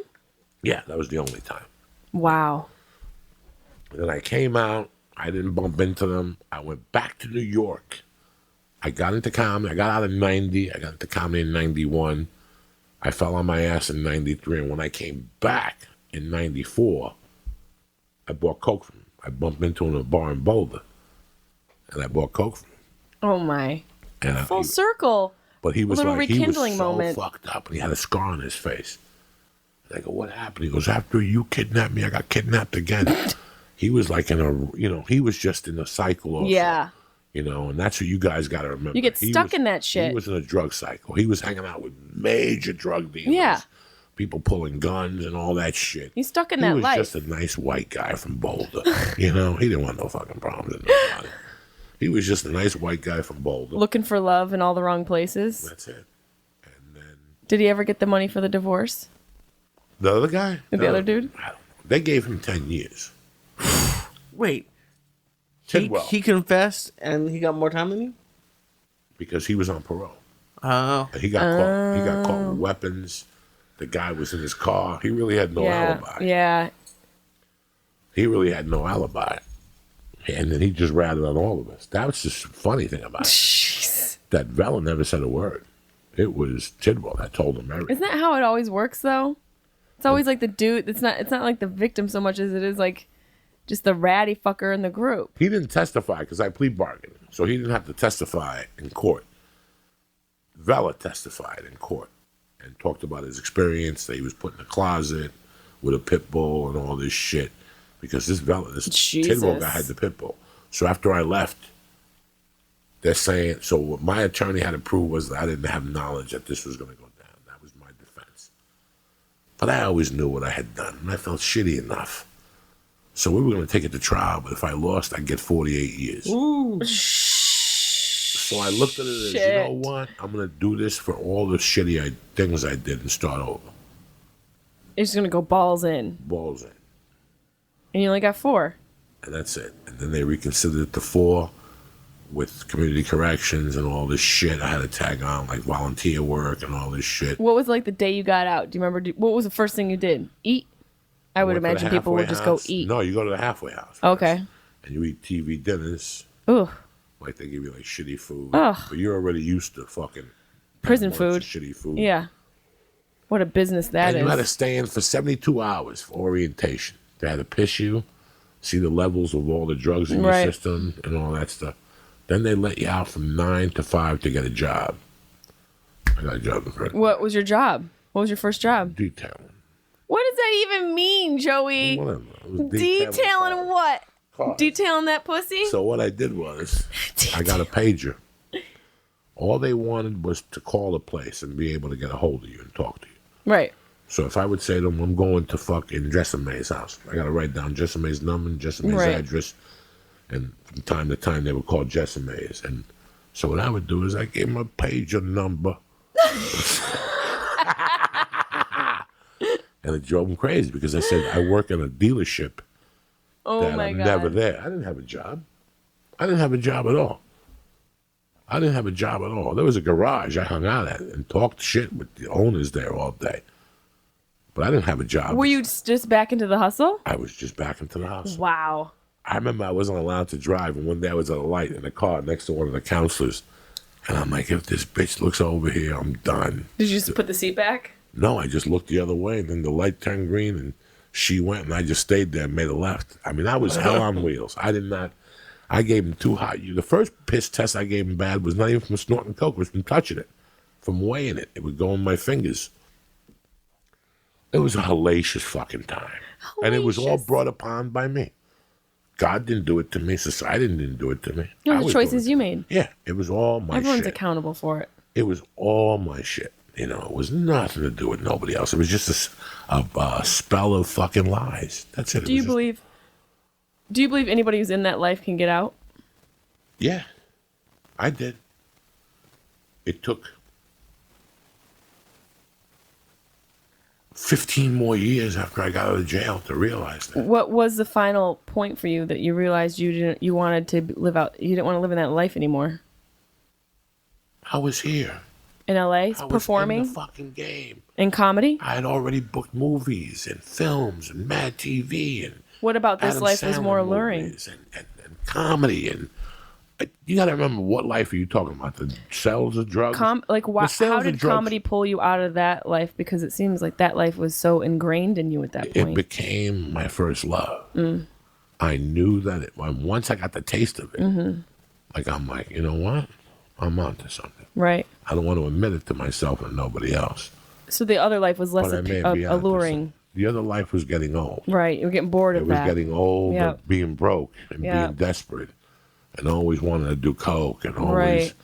I was attracted to the fucking filthy women that don't want to do coke and Right. suck dick, and it just gets old. It got old, and then I found myself caring for somebody When did you meet your wife? in 2000, In and it took me 7 Wow. years to stop. Yeah, so was she met just you in the in the oh sorry, middle, in the the tail end crossover. of it, Wow, yeah. that's a ride or die lady right there. Yeah, She met you coming out of that life. yeah. You were 7 still in it years, though. 7 years. Wow. She loves you. 7 years that I was a productive individual. Yeah. But still Like, it's not like you came home at 5 and I'm on the couch playing Yeah, video yeah. games. Like, that's not me at all. right. You know, when she got home at 5, there was vacuuming was done, the dishes were done, the bathroom was clean. I was just a cokehead. Yep. I was, I still sent all this shit. I talk about breakdowns and Yep. But all you- this shit. right. That was all on the coke. So that's why I don't parlez-vous français. Right. You got to get up every day. Yep. And you got to work it. You got to Yep. move. If I was doing it at this time and I was snorting until 5 and getting up at fucking 8, I mean, come on. Give Heart me a Attack fucking City. breather. And I would go home at 3 and watch Law and Order at Dum 3 dum. and take a little nap. It was to be on A&E. Law and Order Yes. at 2 or something Yeah. was on A&E. yeah. And I'd take a nap from 3 to 5, 2 hours, 3 hours. I got up to 418 pounds Whoa. from not sleeping. When you don't sleep, Oh, it messes up all of It your messes system. up everything. And your hormones get messed up. Your circadian system's all messed up because of that's your sleep my regulation. food. So now that's why I don't do those late shows at the Comedy Store. You got a 10:30 show at the Comedy, don't even bother. I'll do a 10:15 spot Yep. because I know I'm getting out of there at 10:30, Yeah. and I'm in the car at 10:35. Yep. You know, after I get off stage, there's no Joey Diaz. Yeah. My house wakes up at 6:15, so We ain't do- got I do time too. to- I don't have I like time waking to up early. Franche. Yep. Fucking around at night? No. No. It's not I the did that 80s already. anymore. Yeah. I did that already. Right. You I already did lived that life. When I got into comedy from 2004 to 2001, like I said, I didn't know what TV was. Right. There was no TV. There Right. was none. I didn't know who played baseball. Right. I didn't know who played football. My life was comedy. Yep. I was on the road. I was doing triple runs and what's the other guy? Yoda runs and Yep. fucking, I was out there. I didn't have time to fucking, I'm trying to make $50 Yep. to spend 45 on blowing weed. Right. To have $5 for breakfast. Yep. Like I would wake up with a 5 to tip the fucking waitstaff at the hotel. Hopefully it's a buffet. Yeah. Hopefully it's a buffet. Hopefully it's a buffet. Hopefully You know how this many times breakfast I is checked into a included. hotel and they were like, "You have no credit card on file." And have what to would pay you do? cash." I would call the club and go, "I'm in a bind. I lost my ATM card before I came here. Can you bring $50 over or something like that?" And they go, "Come over and get it." I was relentless. I just Wow. See, and that's like your story is so interesting to me because it really highlights that you're your own, not you, I mean people in general, you're your own worst enemy. And honestly, you can get out of the situation you're in if you If you just want to. if you If you just really want exactly, if you want it to. takes time. Yep. It's not gonna. Rome wasn't It's, built in a day. and it's not easy. You have to write a path out. Yep. Like I just knew that. I knew after the longest yard came out, that was my darkest problem with the drugs. Like that Yeah. was like a dark year. Nothing really happened for me. Tracy Morgan got a show. Yep. Fucking the dude from Brooklyn Nine-Nine, they put him on Chris Rock's show. Everybody looked up after that. My career stayed the same or even got worse. Right.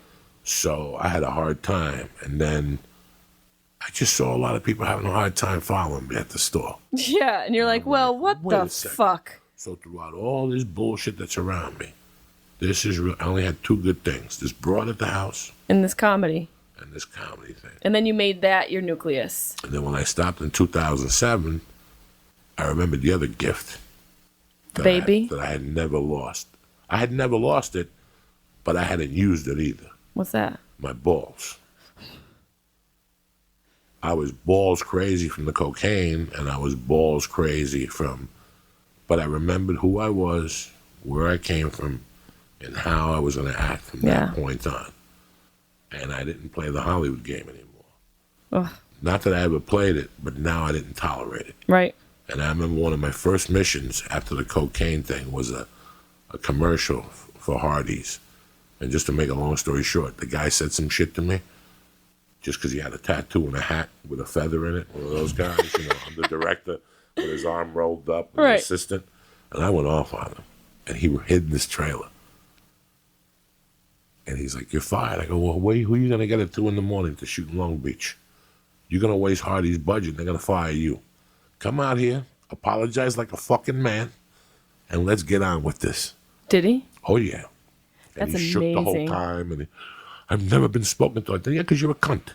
And it's time that somebody did speak to you." Yeah, like and that. he's You like, ain't that's shit. respect, though. You're a fucking director. Who gives a fuck? What'd you do? You went to school. I'm at the Comedy Store fucking every fucking night, gunning for my life. So next time you yell at a white kid that doesn't know any better, that thinks you really worth your weight in gold, you better check yourself. You ain't shit. You put your pants on one leg at a time, just like the rest of us in this motherfucker. Yep. And once I became that, I didn't get as much work anymore. I got a little tough to work with, but always remember. But that's that. worth You it, ain't 'cause that's better for than us. respect. You ain't better than us. Yeah. None of these all That's these a Hollywood motherfuckers that game. don't like to shake hands Yep. because they're germaphobes, I'll smack you in the mouth. Either shake my hand. I went out with Alec Baldwin one time. Don't You stare did? at me. Yeah, I stared him down. Where? What was the scenario? Some movie. We had to do a movie about the Howard Hughes. And what were you staring at him for? Because a we were the scene? mobsters to throw him out of the hotel. We had to throw Howard Hughes out of the hotel. Right. So when we get there to rehearse, we're just sitting there, and he's talking about fucking what's her name with attitude, his ex-wife. He's still talking about the blonde. Really, Christy Brink, or is No. it what was her name? Doesn't matter. Whatever He's her name talking about is. the Yeah. blonde. And then the director goes, "All right, we're getting ready to shoot." And he started looking at all of us like we played 4 gangsters. And then when it came to me, he started like eyeballing me, and I'm like, "Oh, look at this fucking bitch. Wants to play eyeball with the master of the eyeball." Because I've been to court. I've been up against judges. You can't take your eyes off. When a judge is looking at you, Yeah. you take your eyes off a judge, that's weakness. Yep. So when a judge is looking at you, you got to fucking learn how to stand Right. down. Like you blinked already twice. I haven't even fucking blinked. I'm old school. I'll I have dry stare eye. this shit down till fucking the end of time where he had to break away because I'll fucking work it. Yeah. I've been court trained. I'm fucking the real deal. I know how to put my eye on it. That's what you need to do. That's something your parents teach you. Right. That's why you never see me with sunglasses. The same thing. I will never wear fucking sunglasses. I'd rather die. I wear them in the car now because I'm older, but as a kid, I love sunglasses. you weren't allowed to wear sunglasses where I grew up. Really? Yeah. People wouldn't talk to you. Take them fucking things off. Oh, I got dry eye today. My eyes are bothering the fuck out of me.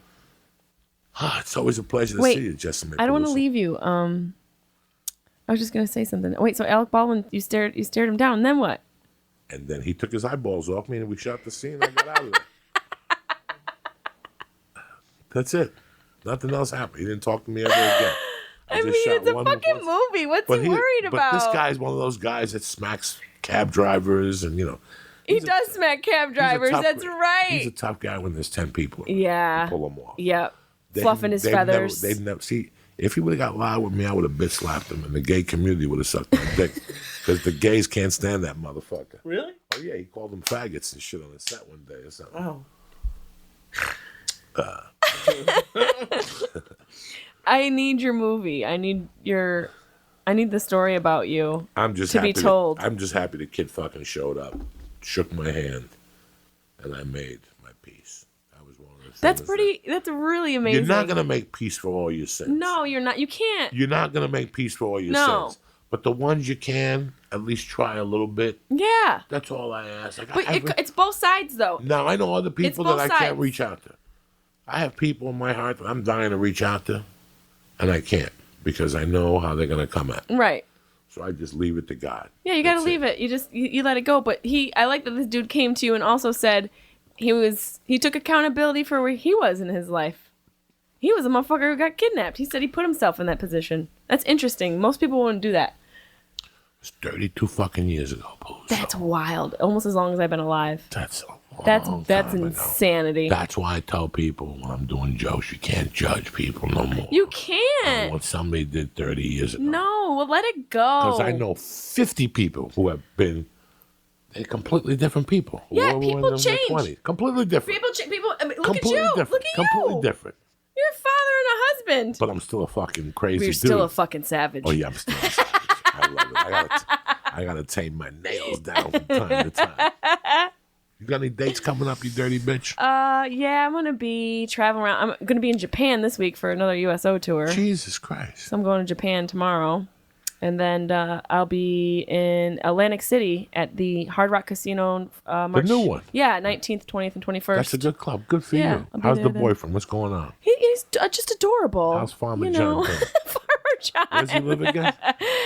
Kansas. Kansas. Yeah. You still like this long distance relationship? Yeah, you know, I love the long distance. You I think Skype and do sex dirty we do all things? that stuff. Yeah, you gotta keep it fresh. Disgusting. Yeah, you know, pussy in HD. You gotta keep it But clean that too. shit goes all over the world. There's some Chinese people that are whacking off well, to they you, deserve fucking it too. talking dirty. They're stuck in a factory Can you making my imagine? phone. There's Russians intercepting that shit, putting it on. their Hopefully it's not just going to one place. I house. But mean, you're not getting no commissions. See, I should get I some don't give a coochie fuck. commission. If you That's get- what I'm talking if they wanna about. play your pussy in Japan, at least throw you a Godzilla picture. Can I get a couple coins? Something, a Godzilla picture, a karate suit. They Can gotta I get send an you something. autographed Godzilla photo for my high HD coochie?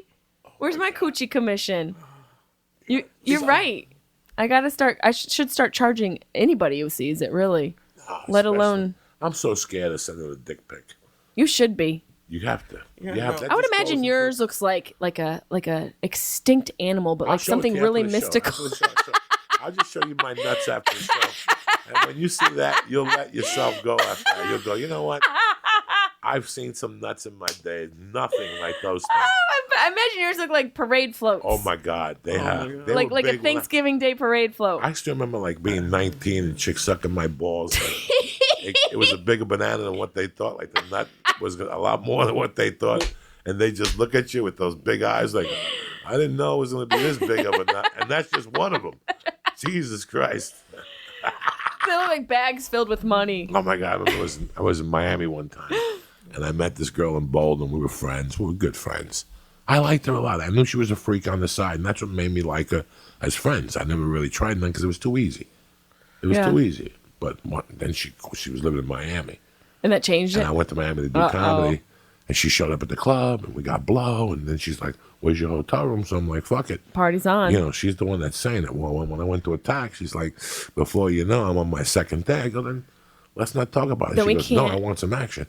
So I said, what do you want to do? And she goes, well, I love to suck balls.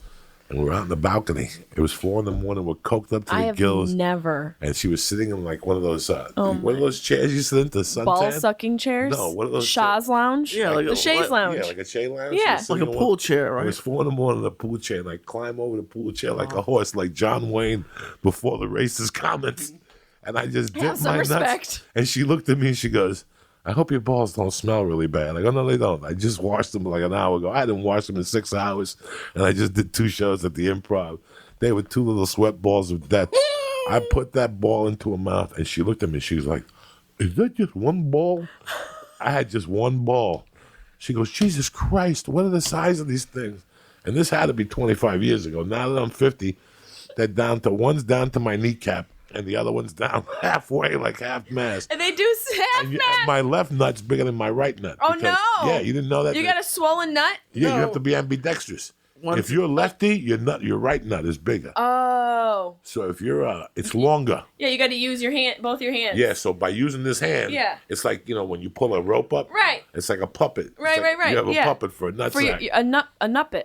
So a nuppet, yeah, it's like a nuppet. So it grabs onto your nuts. So if you're a righty, your left nut's bigger than your right nut. A lesson for everybody. Wow, so much science on this episode. It has to be. It's a Tuesday. How can I leave them hanging on the last day of the month, Black History Month?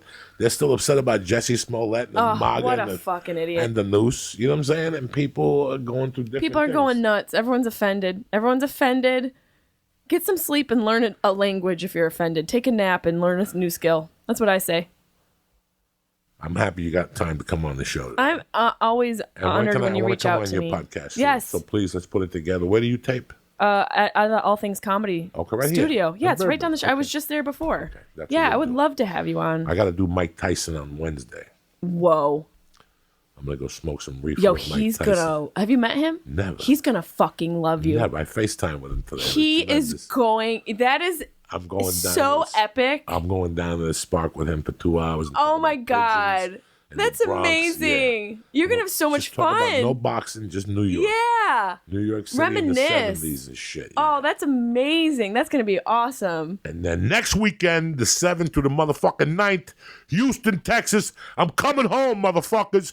Carrabba's, fucking Blueberry Hill, tamales, fucking Chewies, fucking... I'm coming home, you cocksuckers. It's over. It's been too long. Coming back to the Improv.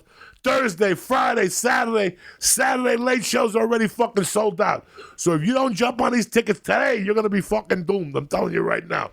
Don't come hit me up on Facebook Messenger. Joey, there's no tickets. What am I going to do? Go fuck yourself. That's what you're going to fucking do. I want to thank Jessimae Peluso. I want to thank you guys. I want to thank the Flying Jew for fucking doing this today, all right? The podcast is brought to you by Squarespace.com. Turn your cool idea into a new website, okay? Start showcasing your work, blog or publish content, sell products and services of all kinds, and promote your physical or online business, announce an upcoming event or special project, and more. You could do all this with Squarespace. Why? You could create your own website, beautiful templates created by world-class designers with a powerful e-commerce functionality that lets you sell anything online. The ability to customize the look, the feel, the settings, the products, and more with just a few clicks. Everything is optimized for the mobile, right out of the box. It's a new way to buy domains and choose from over 200 extensions, analytics that help you grow in real time, and a built-in search engine with top optimization, free and secure hosting, and 24/7 award-winning customer support. That's what Squarespace gives you. So do me a favor. Head over to squarespace.com for a free trial when you're ready to launch, all right? Use promo code CHURCH and save 10% off your first purchase of a website or a domain. Guys, we've been talking about your goals. This is it. It starts with squarespace.com. Enter code CHURCH. The church is also sponsored by Onnit.com. Listen, don't make me fucking go over there and hit your head with a pipe, all right? Go to Onnit right now. Look at the fine line of supplements. You're going to fucking jump out the window with the shit they got to offer. With Alpha Brain, listen, you get Alpha Brain, it don't work for you. You're still hearing voices and shit like that. You keep it. You call Onnit and they send you the money back. That's how much we believe in our product. When somebody believes in their fucking product that much, you got to do business with them. You understand me? So go to Onnit.com right now and press in. Church. Bam! And get 10% off your first order.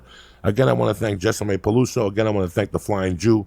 But I want to thank you motherfuckers for being family and for having our back here at the church or what's happening now. Like I told you, Houston, Texas, Irvine, Improv, Houston, March 7th through the 9th. The party starts Thursday night. If I was you, I'd get nice $25 tickets on Thursday. You come in solo. Tell the wife you're going to shoot yourself. I don't give a fuck what you tell her. Bring a fucking Toots Roots, and we'll get this fucking party started next Thursday, Friday, and Saturday at the Houston Improv. And that's it, and that's that. I love you guys. I'll see you early Thursday morning, ready to fucking rock. Stay black. Kick this fucking muley.